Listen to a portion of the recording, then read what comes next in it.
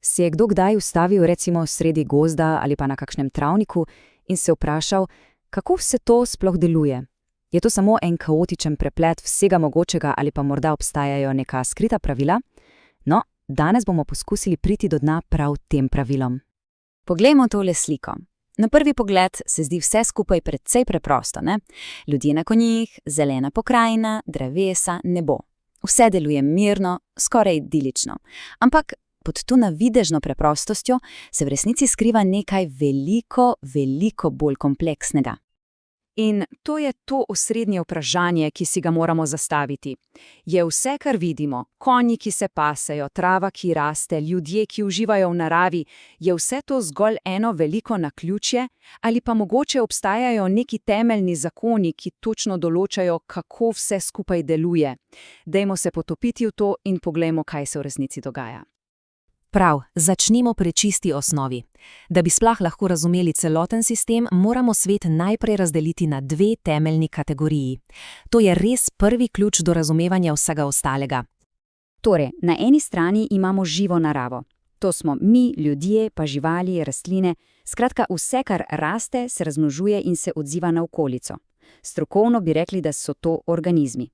No, na drugi strani pa je neživa narava. Voda, kamnine, zrak, pa seveda svetloba in toplota. To je, če hočete, oder, na katerem se odvija celotna predstava življenja. Poglejmo si tale primer. Delfini so seveda živa bitja, organizmi. Voda, v kateri plavajo, pa je ključen, ampak ne živ del njihovega sveta.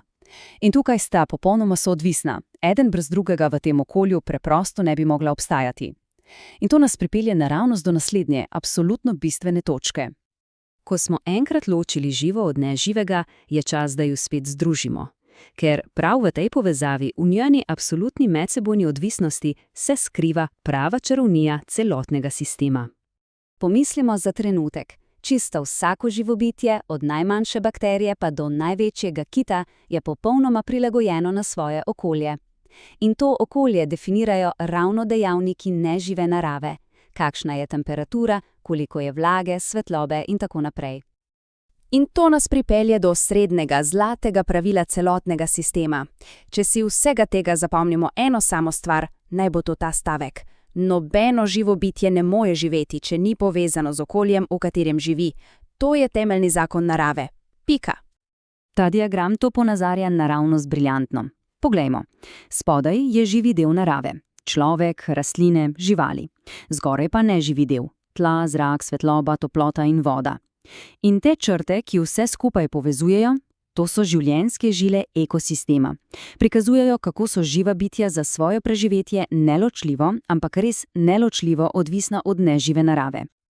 Dobro, zdaj razumemo to ključno povezavo, pa si poglejmo, kako različni organizmi sploh delujejo znotraj tega sistema, ker vsak ima svojo točno določeno vlogo, svoje, rečimo temu, delovno mesto. Najprej imamo proizvajalce.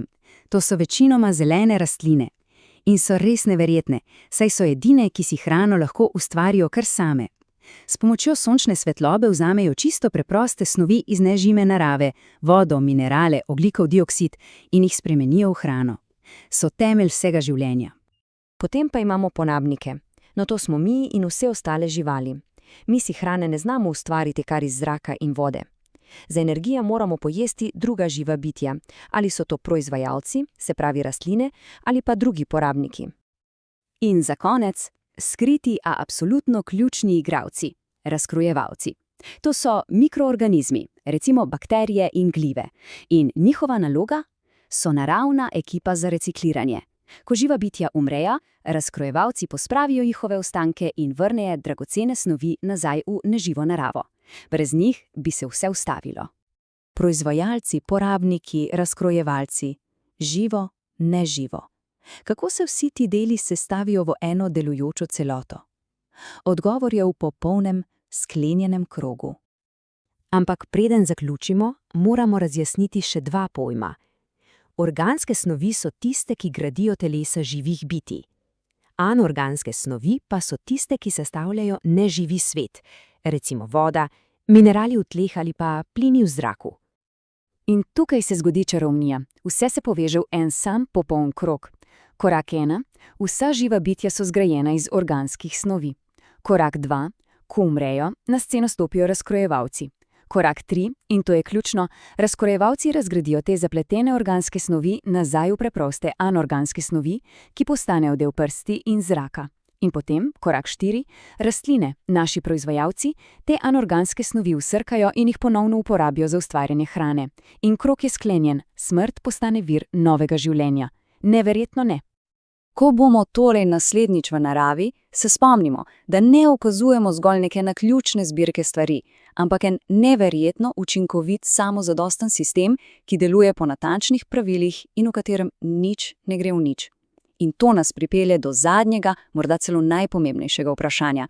Če je narava tako popolnen, samozadosten krog, ki vse reciklira, kaj potem pomeni, če ta krog prekinemo?